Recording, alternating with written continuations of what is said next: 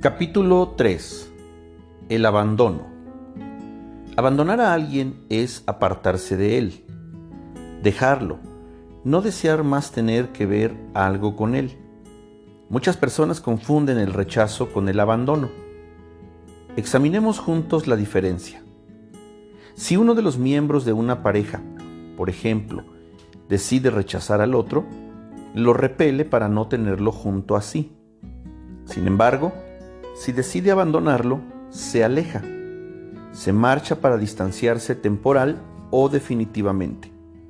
La herida que se vive en el caso del abandono se sitúa además en el plano del tener y el hacer, y no en el del ser, como sucede con la herida del rechazo.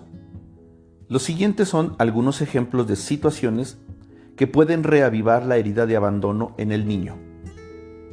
Un niño pequeño puede sentirse abandonado si su madre se encuentra de pronto ocupada con un bebé nuevo.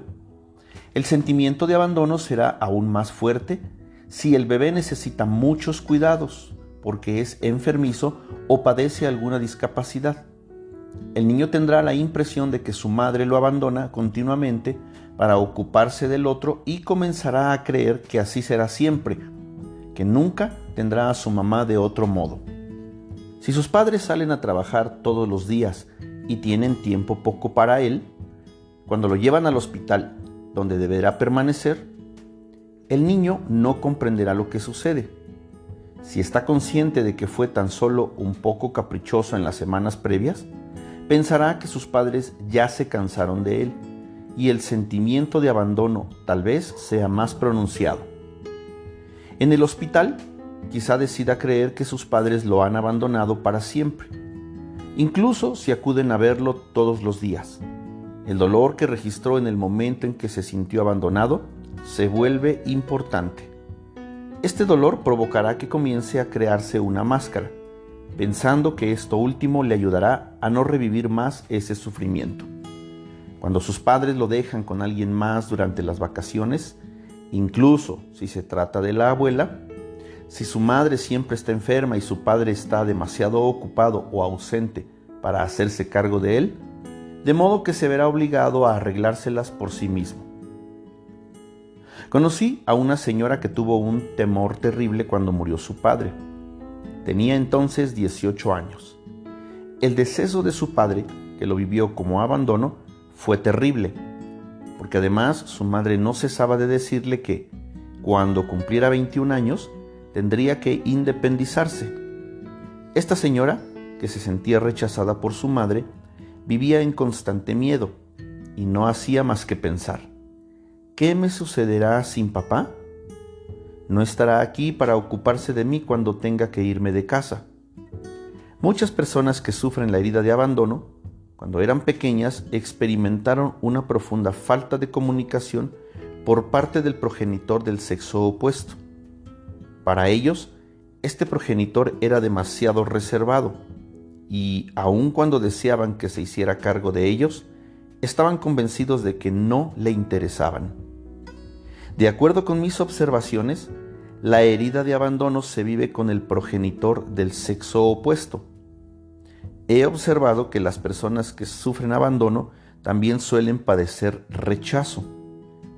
Cuando es joven, se siente rechazado por su progenitor del mismo sexo y abandonado por el del sexo opuesto, el cual cree que debía haberse ocupado de él y, sobre todo, que debió haber velado para que fuese menos rechazado por el otro progenitor.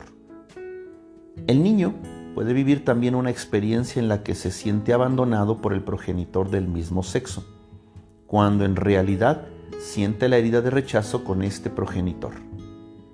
¿Por qué? Porque el progenitor de su mismo sexo, que no se ocupa de él, actúa de este modo porque se rechaza a sí mismo. Cuando un progenitor se rechaza a sí mismo y tiene un hijo de su mismo sexo, es del todo normal y humano que también lo rechace, aún inconscientemente, ya que el hijo de forma constante lo remite a sí mismo. El ejemplo de la señora que perdió a su padre a los 18 años ilustra con claridad esta doble herida de rechazo y de abandono. Al profundizar aún más en este estudio de caracteres, podrás comprobar que la mayoría de las personas tienen varias heridas, aunque no todas expresan el mismo grado de dolor. Quienes sufren abandono consideran que no son queridos. La ausencia de alimentación física también puede originar la herida de abandono, la cual suele comenzar antes de los 2 años. La máscara que se crea el humano para intentar ocultar su herida es la del dependiente. Por consiguiente, utilizaré esta palabra para describir a la persona que sufre abandono, y la llamaré dependiente a lo largo del libro. Esta máscara se caracteriza por un cuerpo que carece de tono. El cuerpo largo, delgado y encorvado indica una herida de abandono muy importante. El sistema muscular no está lo suficientemente desarrollado y parece no poder sostener el cuerpo erguido, como si necesitara ayuda para hacerlo. El cuerpo expresa exactamente lo que sucede dentro de una persona. El dependiente cree que no puede lograr nada por sí mismo y, por lo tanto, tiene necesidad de alguien más como sustento. Su cuerpo refleja esta necesidad de apoyo. Es fácil ver en esta persona al niño pequeño que necesita ayuda. Los ojos tristes y grandes también apuntan a la herida de abandono. Son ojos que parecen querer atraer a otros con su mirada. Las piernas son débiles. Con frecuencia se tiene la impresión de que los brazos son demasiado largos, de que cuelgan pegados al cuerpo. Este es el tipo de persona que aparenta no saber qué hacer con sus brazos cuando está de pie, sobre todo cuando los demás lo miran. Otra característica del dependiente es que una parte de su cuerpo parecería situarse por debajo del nivel normal. También puede tener la espalda encorvada, lo cual da la impresión de que la columna no pudiera sostenerlo por completo. Quizá se encuentren caídas o flácidas algunas partes de su cuerpo, como los hombros, el pecho, los glúteos, las rodillas, el vientre, el escroto en los hombres, etc. Como puede apreciarse, las características más sobresalientes del dependiente es la falta de tono muscular. Tan pronto veas a una persona con una parte del cuerpo que parece blanda, podrás deducir que porta la máscara del dependiente para ocultar su herida de abandono. No olvides que la intensidad de la herida determina el grosor de la máscara. Las características mencionadas se intensifican en la persona muy dependiente. Si una persona solo tiene algunos rasgos entre los mencionados, significa que su herida es menor. Es importante saber que, en el caso de alguien obeso y con falta de tono en algunas partes de su cuerpo, el exceso de peso indicará, por su parte, otro tipo de herida que examinaremos más adelante, mientras que su falta de tono expresará la herida de abandono. También es fundamental diferenciar bien entre la máscara del huidizo y la del dependiente. Puede haber 2 personas muy delgadas junto a ti y una de ellas ser huidiza y la otra dependiente. Quizás ambas tengan tobillos y muñecas delgadas, pero la diferencia radica en el tono muscular. La persona huidiza, pese a su delgadez o pequeñez, se sostendrá bien, mientras que la dependiente tendrá una postura más flácida. Quizá la impresión sea que el huidizo en realidad tiene la piel pegada a los huesos, pero con un sistema muscular sólido, en tanto que el dependiente tiene más carne, pero carece de tono. Cuando una persona sufre a la vez las heridas de rechazo y de abandono, podrán percibirse en su cuerpo algunas características del huidizo y otras del dependiente. La herida más evidente indica cuál es la que la persona sufre con más frecuencia. Mirar a las personas a nuestro alrededor para descubrir sus heridas es un excelente ejercicio de intuición, en virtud de que el cuerpo nos dice todo sobre la persona. Cada vez hay más gente que intenta transformar a toda costa su apariencia, ya sea con cirugía estética o desarrollando más los músculos a través de la halterofilia.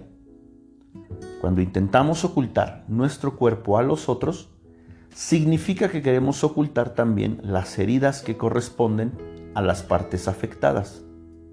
Es en realidad mediante la intuición como podemos descubrir las partes afectadas en los demás. He encontrado a personas con la herida de abandono en varias ocasiones. Por ejemplo, al mirar detenidamente a una paciente durante una consulta, observé en ella un bello pecho firme, aun cuando mi primera impresión al verla había sido que tenía los senos colgados. Fue un flash de algunos segundos. Como he aprendido a confiar en mi intuición, le dije: es curioso, te miro y veo que tienes senos bonitos y firmes. Sin embargo, hace unos momentos vi fugazmente que tus senos son pequeños y flácidos. ¿De casualidad te operaste? Y ella me confirmó que, efectivamente, había recurrido a la cirugía estética porque le desagradaban sus senos. Es un poco más difícil ver bien ciertos detalles. Sobre todo, lo es más en el tono muscular de la mujer que el hombre, a causa del sostén. Las sombreras para delinear los hombros y los glúteos, y demás accesorios que contribuyen a la confusión. De cualquier modo, quien se mira al espejo no puede mentirse. Por consiguiente, se recomienda confiar en la intuición y percatarse del primer sentimiento que surge al mirar a otra persona. Conozco a hombres que han practicado la halterofilia después de su juventud, y sin embargo, pese a sus llamativos y grandes músculos, es posible percibir en ellos falta de tono muscular. Esta es la causa por la cual el cuerpo de los hombres, cuando dejan de practicar sus ejercicios físicos, es nuevamente muy flácido. Claro está que esto solo sucede en los hombres dependientes. Ocultar la herida con medios físicos no lo hará desaparecer. Vuelvo al ejemplo que proporcioné en el primer capítulo, cuando me refería a la herida física en la mano. Aún cuando la persona oculte la mano con una venda o trate de ignorarla, la herida continuará sin sanar. De los 5 tipos, el dependiente es el más propenso a convertirse en víctima. Hay grandes posibilidades de que uno de sus padres, o incluso ambos, también sean víctimas. Víctima es la persona que crea problemas de todo tipo en su vida, pero en especial problemas de salud para llamar la atención. Esto responde a las necesidades del dependiente, quien cree que nunca tiene suficiente atención. Cuando parece desear llamar la atención por diversos medios, lo que está intentando en realidad es sentirse lo suficientemente importante para recibir apoyo. Considera que, si no logra llamar la atención de otra persona, no podrá contar con ella.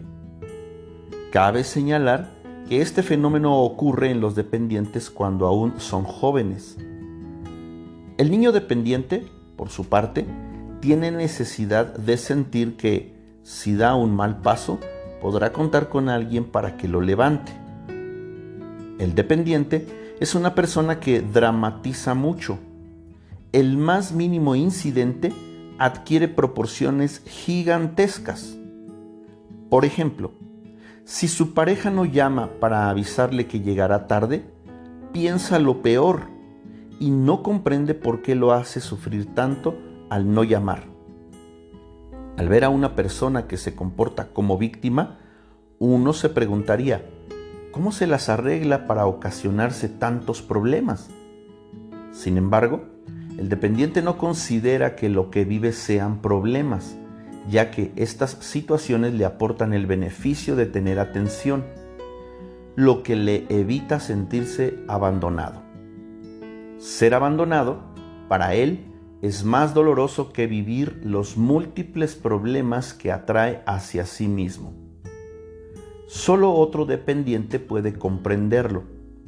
Mientras más víctima sea, más importante será su herida de abandono. He podido comprobar también que con frecuencia la víctima gusta de desempeñar el papel de salvador. Por ejemplo, el dependiente cumple el papel de padre ante sus hermanos o intenta salvar de determinada dificultad a quien ama. Estos son medios sutiles para recibir atención. Cuando el dependiente hace muchas cosas por otra persona, su objetivo es que lo halaguen, pues esto último lo hace sentirse importante. Pero esta actitud suele provocarles malestares en la espalda, ya que carga sobre sí responsabilidades que no le corresponden. El dependiente a menudo sufre altibajos. Durante algún tiempo se siente feliz y todo marcha bien, pero de pronto se siente malhumorado y triste. Incluso suele preguntarse por qué se siente así si no hay motivo aparente para ello. Si lo investigara bien, podría descubrir que es por temor a la soledad. La ayuda que más necesita el dependiente es el apoyo de los otros. Aun cuando tenga o no dificultad para tomar decisiones por sí mismo, antes de decidirse, por lo general el dependiente pide la opinión o la aprobación de los demás, ya que necesita sentirse apoyado y respaldado en sus decisiones. Esta es la razón por la cual parece que a este tipo de persona le es difícil tomar decisiones, cuando en realidad lo que sucede es que únicamente no se decide o duda de sus decisiones cuando no siente el apoyo de alguien más. Sus peticiones a los demás están en función de lo que otros puedan hacer para ayudarle.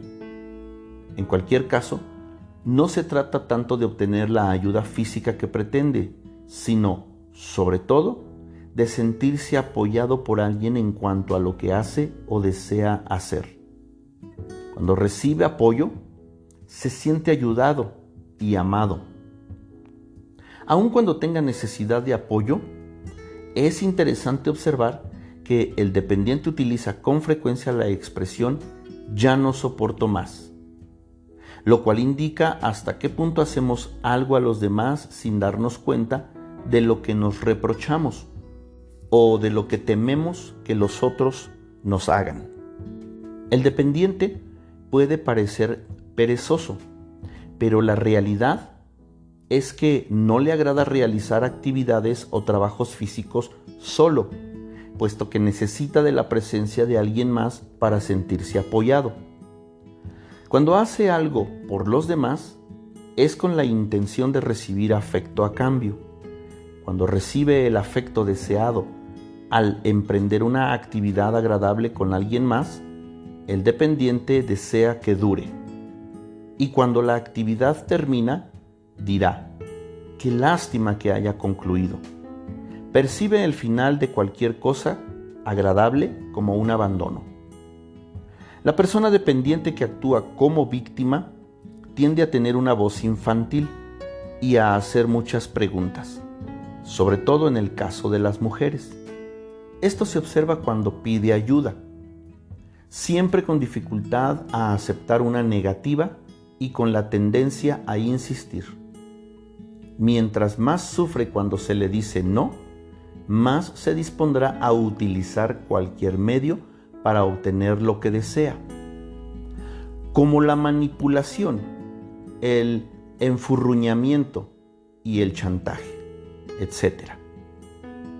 En consecuencia, el dependiente, por lo general, solicita consejos porque no se cree capaz de hacer las cosas por sí mismo, aunque no necesariamente escucha lo que se le dice. A la larga, hará lo que él mismo desea, porque en realidad no está buscando ayuda, sino apoyo.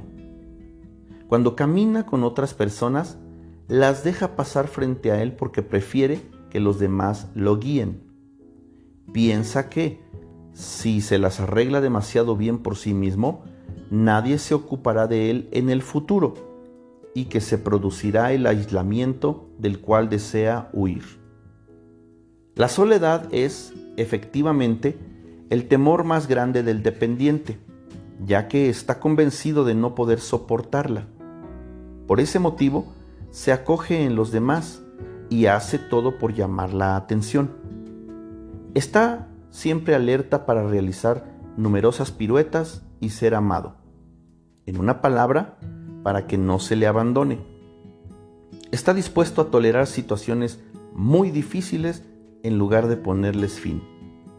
Su temor es: ¿qué voy a hacer solo? ¿Qué será de mí? ¿Qué me sucederá? Con frecuencia vive en conflicto consigo mismo, pues por una parte exige mucha atención y por la otra teme estar exigiendo demasiado y que eso acabe por molestar a los otros, quienes entonces podrían terminar abandonándole.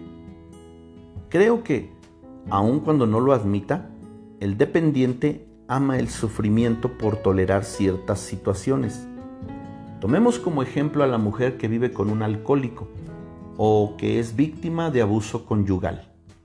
Su sufrimiento será más grande si abandona a su pareja que si tolera lo que vive. De hecho, vive ante todo de la esperanza, una esperanza emotiva. No puede admitir su herida, ya que al hacerlo correría el riesgo de revivir el sufrimiento que la propia herida representa. La persona dependiente tiene una enorme capacidad para no ver el problema que vive en pareja.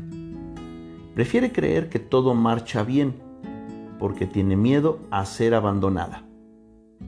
Cuando el otro le anuncia que desea marcharse, sufre enormemente, porque como no ha sido capaz de ver los problemas, no lo esperaba. Si este es tu caso y estás aferrado a una persona y haces todo lo posible para no ser abandonado, debes brindarte tu propio apoyo. Busca una imagen mental. Imagina cualquier cosa que te dé soporte. No te acobardes. Sobre todo cuando vivas momentos de desesperación, no pienses que ya no puedes obtener ayuda del exterior. Quizá creas que no podrás salir adelante, pero para todo problema existe también un remedio. Al apoyarte a ti mismo, vendrá la luz y encontrarás esa solución. El dependiente tiene dificultades con la palabra dejar, porque para él significa abandonar. Por ejemplo, si una persona le dice, debo dejarte, debo marcharme, se sentirá agobiado de dolor. El simple hecho de escuchar la palabra dejar, aún en el teléfono, evoca emociones en él. Para no sentirse abandonado, valdría la pena que ese otro le explicara la razón por la cual se marcha, sin utilizar la palabra dejar. Cuando el dependiente se siente abandonado, considera que no es lo suficientemente importante para atraer la atención del otro. He observado con frecuencia que, al estar en compañía de una persona dependiente, si me atrevo a mirar mi reloj de pulso para saber la hora, algo que suelo hacer debido a que mi horario está lleno, su rostro cambia. Puedo percibir hasta qué punto le molesta mi gesto. Cree, sin lugar a dudas, que lo que debo hacer es más importante que él. Para este tipo de persona, también es difícil salir de algún lugar o dejar una situación, aun cuando lo haga para dirigirse a otro sitio igual o más agradable. Le entristece la idea de partir. Pongamos por ejemplo a alguien que va de viaje durante algunas semanas. Le será difícil dejar a los suyos, su trabajo y su casa. Una vez fuera, cuando llegue el momento de regresar a su hogar, le será nuevamente difícil dejar el lugar al que ha viajado y a las personas a las que ha conocido. La tristeza es la emoción más intensa que experimenta el dependiente. Constantemente siente esta tristeza en lo más profundo de su ser, sin que pueda comprender o explicar de dónde proviene. Para no sentirla, busca la presencia de otros. Sin embargo, es capaz también de irse al extremo opuesto, es decir, de alejarse o apartarse de la persona o la circunstancia que le causa esa tristeza o ese sentimiento de soledad. No se percata de que, cada vez que lo hace, abandona su entorno. En momentos de crisis, puede incluso llegar a pensar en el suicidio. Por lo general, solo habla de ello y amenaza a los otros de que lo hará sin consumarlo, ya que todo lo que busca es apoyo. Si intenta suicidarse, fracasará. Si después de muchas tentativas nadie le brinda apoyo, es posible que de verdad acabe suicidándose. El dependiente teme también a toda forma de autoridad. Se imagina que alguien que utiliza una voz autoritaria o que adopte una actitud autoritaria jamás podría ocuparse de él. Le parece una persona indiferente y fría. Por este motivo es cálido con los demás. Incluso llega al punto de forzar esta actitud. Cree que al ser así, los demás serán con él afectuosos, atentos, cálidos y no autoritarios. El dependiente suele utilizar las palabras ausente o solo. Por ejemplo, al hablar de su infancia, dirá que con frecuencia se le dejaba solo y que su madre o su padre estaban ausentes. Tal vez reconozca que sufre de aislamiento cuando experimenta angustia intensa ante la idea de estar solo. Cree realmente que todo sería mejor si tuviera a alguien a su lado.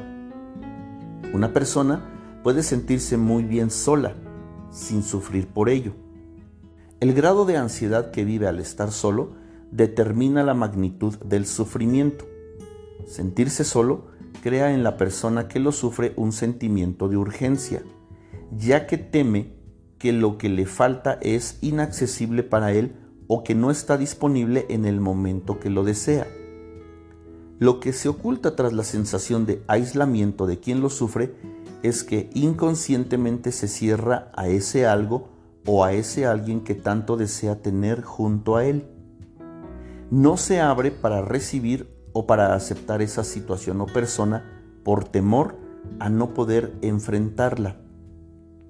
Asimismo, teme a las emociones que le produciría la atención que recibiría de la otra persona. Es fácil observar este comportamiento entre los numerosos ejemplos de aquellos que sabotean su propia felicidad. Tan pronto se intensifica una relación, se las arreglan para ponerle fin. La persona dependiente llora con facilidad, sobre todo cuando habla de sus problemas o de sus adversidades. En su llanto puede percibirse que acusa a los demás de haberla ignorado cuando vivía en medio de sus problemas o enfermedades. Acusa incluso a Dios de haberla abandonado. Cree que tiene un buen motivo para sentirse así, pero no se percata de que ella misma es la que ha hecho a un lado a los demás. Una vez más, su juego le hace una mala pasada, al igual que a todos nosotros. El dependiente necesita la atención y la presencia de otros, pero no es capaz de ver el número de ocasiones en que él no hizo por los demás lo que le pedían que hiciera. Por ejemplo, le gustaría sentarse solo a leer un libro, pero no admite que su pareja lo haga. Gusta de salir solo a algunos lugares que elige, pero se sentirá abandonado y creerá que lo hacen a un lado si su pareja hace lo mismo, y entonces dirá: claro, no soy lo suficientemente importante para que él quiera ir conmigo.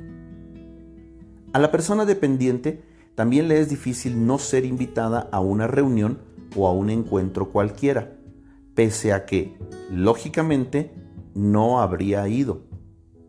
Experimenta entonces una gran tristeza, así como un sentimiento de abandono y de ser poco importante. El dependiente tiene la costumbre de afianzarse físicamente a la persona amada. Durante la infancia, la niña se afianza a su padre y el niño a su madre. En la pareja, el dependiente se apoya en el otro, o le toma la mano o le toca con frecuencia. Cuando está de pie, busca apoyarse contra un muro, una puerta o cualquier otra cosa. Incluso sentado, le es difícil estar erguido y se apoya en el brazo del sofá o se amontona en la silla. En cualquier caso, se le dificulta mantenerse recto y su espalda tiende a encorvarse hacia adelante. Cuando veas a alguien que busca llamar poderosamente la atención en una reunión, observa cómo su cuerpo y verás que en su interior hay un dependiente. Por mi parte, he observado en mis talleres que siempre hay personas que aprovechan las pausas y los instantes previos y posteriores a la sesión para hacerme una o varias preguntas en privado. En todas las ocasiones he comprobado que estas personas portan la máscara del dependiente.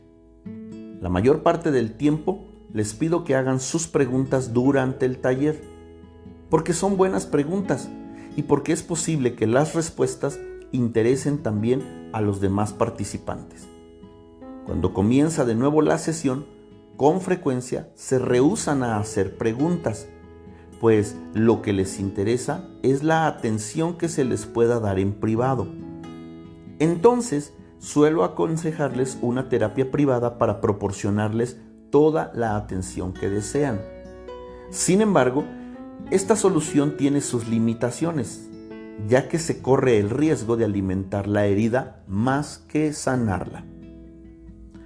Otra manera de atraer la atención es ocupando un puesto público, en el cual tendrán acceso a un auditorio grande. Muchos cantantes, comediantes, actores o gentes del medio artístico que trabajan a la vista de un público numeroso son seres dependientes. Así se sienten bien, sin importar el papel de estrella que desempeñen. En las consultas privadas, el dependiente es el tipo más apto para pasar por el proceso de transferencia con su terapeuta. De hecho, busca en el terapeuta el apoyo no recibido de su progenitor o de su pareja. Una amiga psicóloga me contó que un día un paciente le hizo una escena de celos cuando le anunció que un colega suyo la reemplazaría durante las 2 semanas de vacaciones que tomaría con su esposo. Mi amiga percibió entonces que su paciente estaba viviendo una transferencia. Después de comprobarlo, llegó a la conclusión de que se trataba de un dependiente. Aprovecho para advertir a todos los que trabajan brindando este tipo de ayuda que, cuando su paciente sufre abandono, estén particularmente atentos al riesgo de transferencia. La persona dependiente se fusiona fácilmente con los demás y eso hace que se sienta responsable de la desdicha y la felicidad de otros, como si creyera que los demás, a su vez, son responsables de su felicidad o de su desdicha. La persona fusional, que también se conoce como psíquica, siente las emociones de los otros y se deja invadir fácilmente por ellas. Este deseo de fusión trae consigo muchos temores e incluso puede llegar a producirle agorafobia. La siguiente es la definición de agorafobia que aparece en mi libro Tu cuerpo dice, ámate. Esta fobia es un temor enfermizo hacia los espacios libres y a los lugares públicos, y es, entre las fobias, la más difundida. Las mujeres son 2 veces más sensibles a ella que los hombres. Muchos hombres ocultan su agorafobia en el alcohol. Prefieren transformarse en alcohólicos antes que confesar que tienen un gran temor incontrolable. El agorafóbico suele quejarse de vivir en la ansiedad y sobre todo en la angustia, al punto de sentir pánico. En el agorafóbico, una situación angustiante entraña reacciones fisiológicas, palpitaciones cardíacas, desmayos, tensión o debilidad muscular, transpiración, dificultades respiratorias, náuseas, incontinencia, etc., que pueden conducir al pánico, así como reacciones cognitivas, sentimientos de extrañeza, temor a perder el control, a enloquecer, a ser humillado públicamente, a desmayarse o a morir, etc. Y también reacciones conductuales, huir de situaciones que provocan ansiedad, así como de cualquier sitio que le parezca alejado del lugar o de la persona que le dan seguridad. La mayoría de los agorafóbicos sufre hipoglucemia. El temor y las sensaciones que siente el agorafóbico son excesivamente intensas, incluso al punto que lucha por evitar enfrentar situaciones de las que no puede huir. Por ello, debe encontrar a alguien cercano que se transformará en la persona que le brinde seguridad y compañía, y un lugar que le proporcione a la vez tranquilidad y refugio. Incluso hay agorafóbicos que acaban por no sentir nada. Siempre encuentran un buen motivo para ello. De hecho, las catástrofes anticipadas nunca se producen. La mayoría de ellos fueron muy dependientes de su madre cuando eran pequeños y se sentían responsables de su felicidad o de ayudarla en su papel de madre.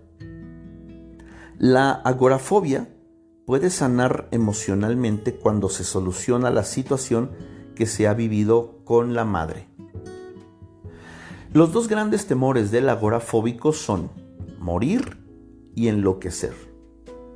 Después de haber encontrado agorafóbicos en casi todos los talleres que he dirigido desde hace varios años, he podido ver una síntesis interesante en relación con este padecimiento que ha ayudado a muchos de ellos.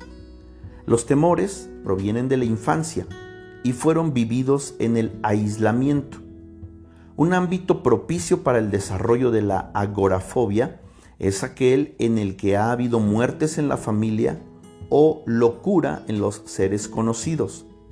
También es posible que el agorafóbico haya estado próximo a la muerte cuando era pequeño o que en el seno familiar se le haya transmitido el temor a la locura o a la muerte.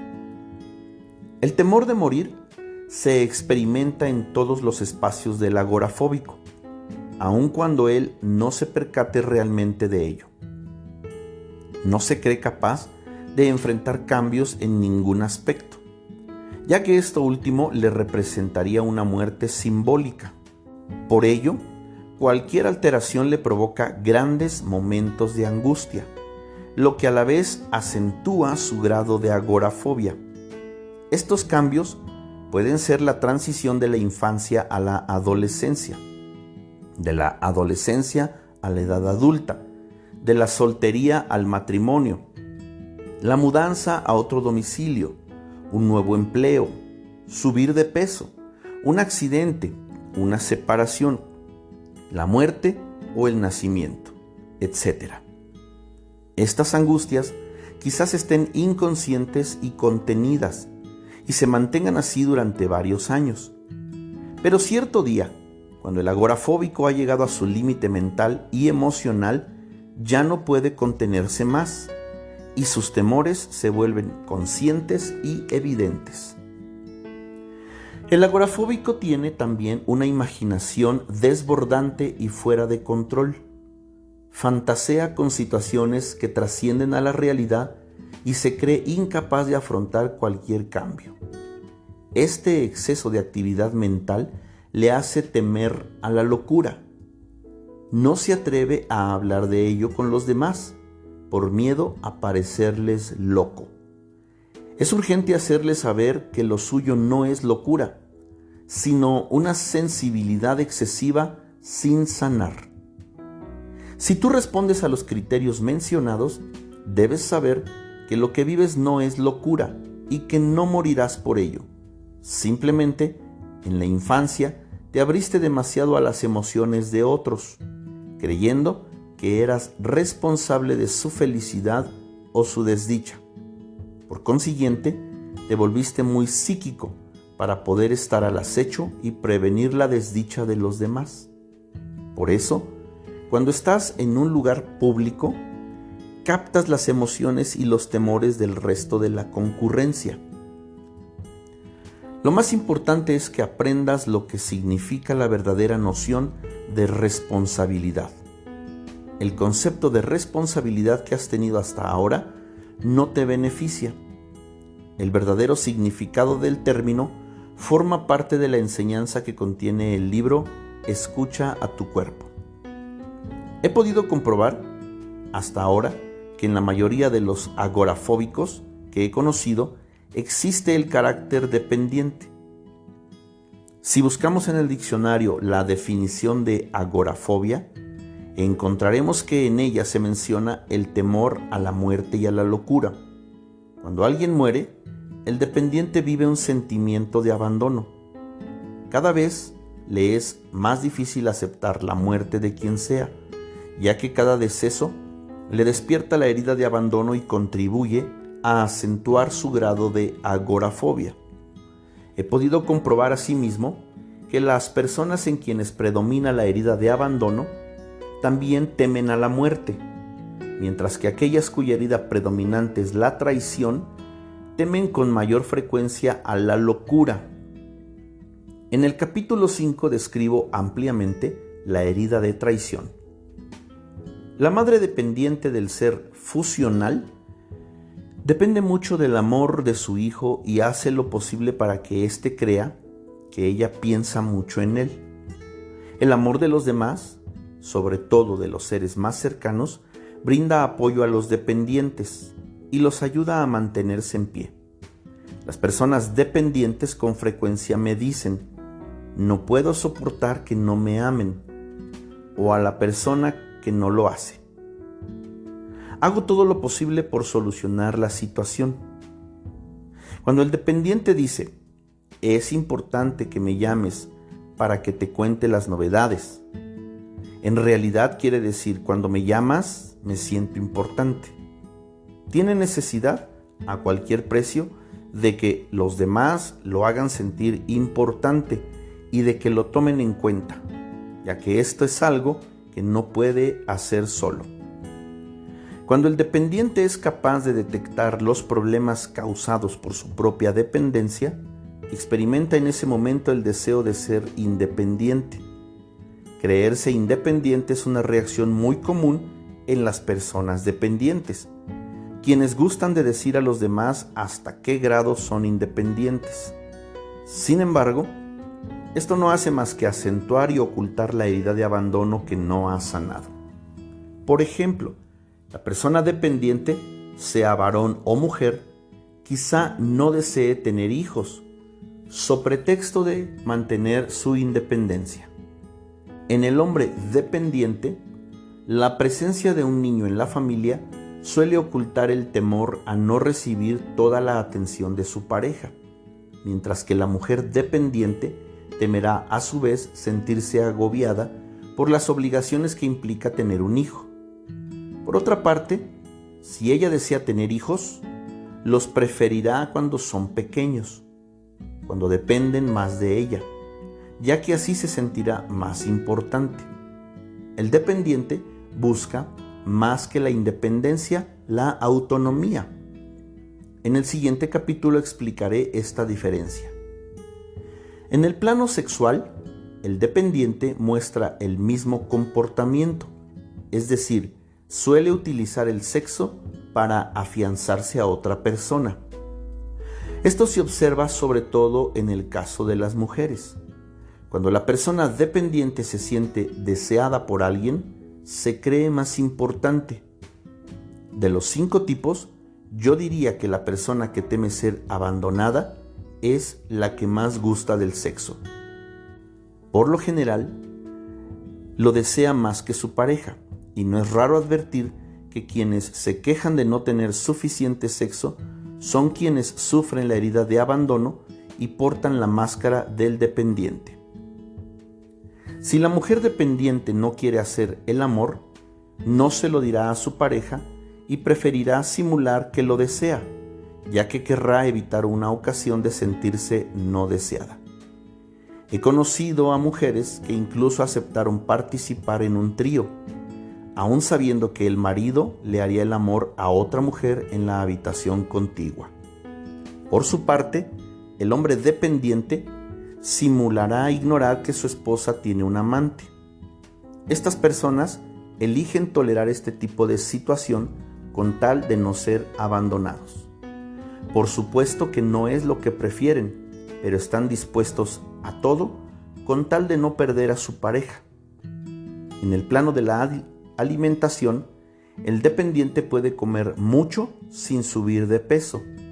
Como su actitud interior general radica en nunca estar satisfecho, este es también el mensaje que su cuerpo recibe cuando come, y su cuerpo reacciona al no subir de peso. Cuando una persona come, no importa qué tan poco, pero cree que ha comido demasiado, su cuerpo recibe el mensaje y reacciona como si en realidad fuera demasiado. Esta persona aumenta entonces de peso. En el capítulo anterior mencioné que en el huidizo existe la tendencia a la anorexia. En el caso del dependiente, la tendencia es a ser bulímico. Mis observaciones me han llevado a concluir que cuando el hombre dependiente es bulímico, se debe a que intenta nutrir a su madre. Al vomitar manifiesta a qué grado le hace falta. Cuando la bulimia se presenta en la mujer dependiente, es más bien el padre quien hace falta. Cuando estas personas no han encontrado un sustituto para el progenitor ausente, transfieren la falta a los alimentos. La palabra devorar es común en su lenguaje. Por ejemplo, suelen decir: mi hijo devora toda mi energía, o mi trabajo devora todo mi tiempo. El dependiente prefiere los alimentos blandos a los duros. Por lo general, gusta mucho del pan, que es el símbolo de la tierra nutricia. Come lentamente para prolongar el placer y la atención, sobre todo si está en compañía de otras personas. De hecho, las personas dependientes no gustan de comer solas, y menos aún fuera de casa. Como además tienen dificultades con la palabra dejar, no les gusta dejar comida en su plato, y todo esto lo hacen de manera inconsciente. En lo que se refiere a las enfermedades, el dependiente se distingue por haber sido un niño enfermizo, débil o endeble. Las siguientes son las diversas enfermedades que suelen padecer las personas que sufren la herida de abandono. Asma, una enfermedad que se manifiesta en exhalaciones difíciles y forzadas. En el plano metafísico, esta enfermedad indica que la persona que la padece acepta más de lo que debería y no rechaza lo que le pesa, sino con muchas dificultades.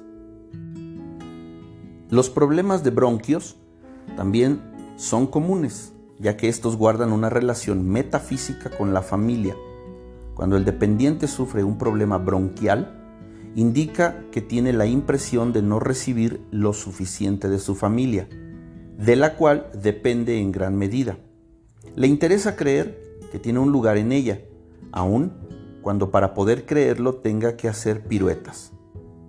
A causa de su aspecto psíquico, fusional, el dependiente atrae problemas de páncreas, hipoglucemia y diabetes, así como trastornos de las glándulas suprarrenales.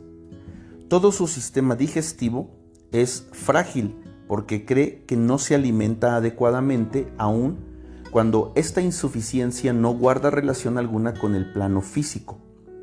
La carencia se sitúa en el nivel afectivo, pero dado que su psiquismo se ve reflejado en su cuerpo físico, Este último recibe el mensaje de la insuficiencia. La miopía es también muy usual en los dependientes, pues representa la dificultad de ver más lejos, en relación con el temor al futuro y sobre todo el miedo a enfrentar el porvenir solo.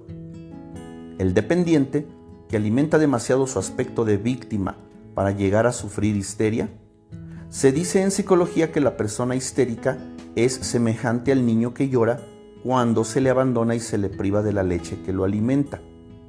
Este es el motivo por el cual el dependiente muestra sus emociones de forma escandalosa.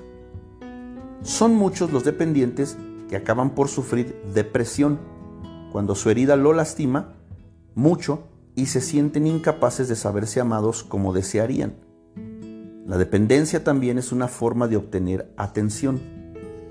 La persona dependiente sufre migrañas porque se impide ser ella misma y bloquea su yo soy.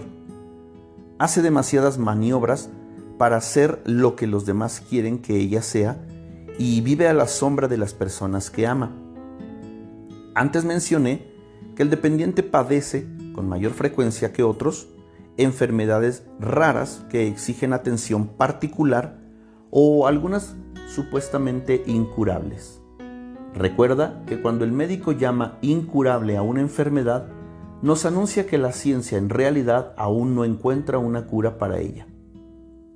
Los males y enfermedades descritas pueden manifestarse también en personas con otros tipos de heridas, pero parecen ser mucho más usuales en quienes sufren abandono. Si te identificas con la herida de abandono, te recuerdo que la desencadenó tu progenitor del sexo opuesto y que continuará apareciendo con cualquier otra persona del sexo opuesto a la que te enfrentes. Por consiguiente, es del todo normal y humano guardar resentimiento hacia este progenitor o hacia estas personas. Repito aquí lo que he escrito en la mayor parte de mis libros. Mientras sigamos teniendo resentimiento hacia un progenitor, aun cuando sea inconscientemente, nuestras relaciones con todas las demás personas del mismo sexo que ese progenitor serán difíciles. Te sugiero además que trates de comprobarlo y descubrirás que ese progenitor padeció la misma herida con su propio progenitor del sexo opuesto, es decir, el progenitor que tenía el mismo sexo que tú. Las mismas heridas se repiten de una a otra generación, lo cual explica también el fenómeno de la herencia. Y así sucederá mientras no cese la rueda del karma y con ello se aviven nuestras relaciones en el amor verdadero. Recuerda que la causa principal de cualquier herida proviene de la incapacidad de la persona para perdonar lo que se ha hecho a sí misma o lo que les ha hecho a los demás. Le es difícil perdonarse, ya que por lo general ella misma no desea que se le reproche. Por otra parte, la herida de abandono es importante porque significa también que te has abandonado a ti mismo, es decir, que has preferido no intervenir, o que abandonas a los demás, a las situaciones o a los proyectos. Reprochamos a otros todo lo que nos hacemos a nosotros mismos, así como lo que no deseamos ver. Esta es la razón por la que atraemos a nuestro alrededor a personas que nos muestran lo que les hacemos a los demás o lo que nos hacemos a nosotros mismos. La vergüenza es otra manera para tomar conciencia de que nos rechazamos o de que rechazamos a otros. En efecto, vivimos un sentimiento de vergüenza cuando deseamos ocultarnos u ocultar un comportamiento. Es normal que nos parezca vergonzoso tener conductas que reprochamos a otros, pero no deseamos que ellos descubran que actuamos igual. Por consiguiente, es importante arreglar las cosas con nuestros padres, porque sólo así dejaremos de reproducir el mismo tipo de situación. Incluso, los especialistas en medicina y psicología han comprobado y admitido la perpetuación de generación en generación de algunos comportamientos o enfermedades destructivas. Han reconocido, por ejemplo, que existen familias de diabéticos, cardíacos, cancerosos, asmáticos, así como familias de violentos, incestuosos, alcohólicos, etc.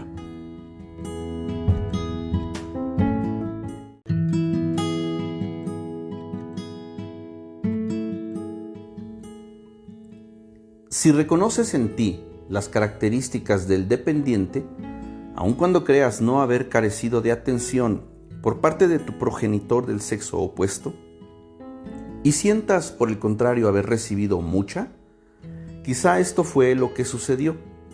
La atención que recibiste tal vez no correspondía a la que hubieras querido. Tal vez hasta pudiste sentirte abrumado. Al respecto, cito el ejemplo de mi hijo mayor, en quien se encuentra presente la herida de abandono en su cuerpo adulto. De mis 3 hijos, él fue quien recibió más atención de mi parte cuando era pequeño, porque yo no trabajaba fuera y permanecía en casa. Sin embargo, era demasiado rígida y severa en situaciones que, según él, no justificaban esta actitud. No me alejaba de él y vigilaba todo lo que hacía porque deseaba hacer de mi hijo un humano perfecto, de acuerdo con mis nociones de perfección. Ahora comprendo que aquel no era de ninguna manera el tipo de atención que él deseaba. Por consiguiente, experimentó la herida de abandono y a mí me parecía normal que me tuviera resentimiento cuando era joven. Ahora me percato de que esta experiencia formaba parte de su plan de vida y sé también que habríamos de comprender la situación juntos. Él tenía necesidad de una madre como yo para realizar su proceso de perdón en relación con el abandono y tenía yo necesidad de un hijo como él para ayudarme a completar situaciones con mi padre. Hablaré de esto en el capítulo de la traición. No olvides que las características y los comportamientos descritos en este capítulo solo se representan cuando la persona que sufre abandono decide ponerse su máscara de dependiente, creyendo que de esta forma evitará sufrirlo. Esta máscara puede llevarse ocasional o frecuentemente, según la gravedad de la herida y la intensidad del dolor. Los comportamientos propios del dependiente son dictados por el temor a revivir la herida de abandono. Sin embargo, es probable que te reconozcas en algunas de estas conductas y no en todo lo que he escrito. Es casi imposible que una persona se reconozca en todos los comportamientos mencionados. Cada una de las heridas tiene comportamientos y actitudes interiores propias. Las formas de pensar, de sentir, de hablar y de actuar correspondientes a cada herida indican, por consiguiente, una reacción a lo que sucede en la vida. Al reaccionar, una persona no está centrada y no puede estar bien o sentir alegría. Este es el motivo por el cual es tan útil percatarse de los momentos en que eres tú mismo o estás reaccionando. Al hacerlo, te será posible ser el amo de tu vida, en lugar de alejarte y de dejarte dirigir por tus temores. Este capítulo tiene por finalidad ayudarte a tomar conciencia de la herida de abandono. Si te ves en la descripción de la máscara del dependiente, aquí encontrarás la información necesaria para sanar esta herida y volver la mirada hacia ti mismo, sin creer que la vida está llena de abandono. Si no te has reconocido en esta herida, te sugiero que te asegures con quienes te conocen bien si están de acuerdo contigo antes de desechar esta posibilidad. Mencioné que es posible tener solo una pequeña herida de abandono. En tal caso, no tendrás más que algunas de las características mencionadas. Recuerda que es importante confiar principalmente en la descripción física, ya que el cuerpo físico nunca miente, a diferencia de nosotros, que podemos hacerlo con facilidad. Si identificas esta herida en otras personas que conoces, no debes intentar cambiarlas. Mejor, utiliza lo que estás aprendiendo en este libro para ser más compasivo con ellas y comprender mejor los comportamientos con los cuales reaccionan. Es preferible que ellos mismos lean el texto si demuestran interés en ello, en lugar de que trates de explicarles con tus palabras el contenido de este. A continuación, y para finalizar este capítulo, hablaré de las características de la herida de abandono, a manera de resumen.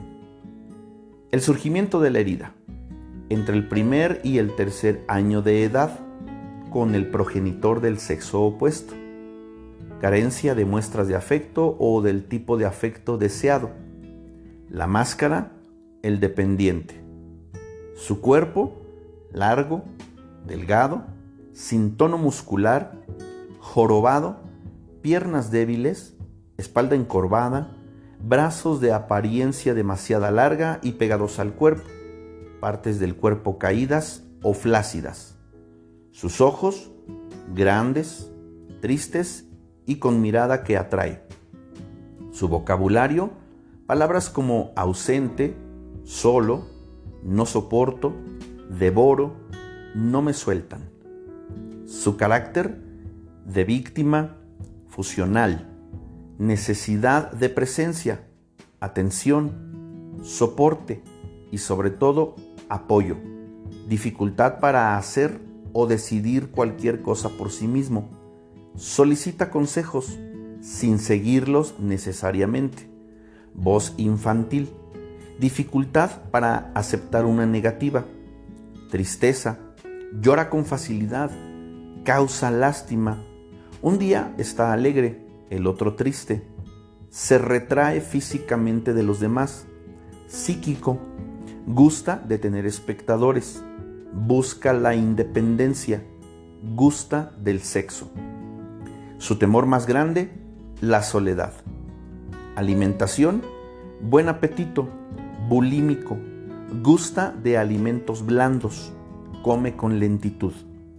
Y dentro de las enfermedades posibles, enfermedades lumbares, bronquitis, migrañas, hipoglucemia, agorafobia, diabetes, glándulas suprarrenales, miopía, histeria, depresión, enfermedades raras que atraen la atención o enfermedades incurables.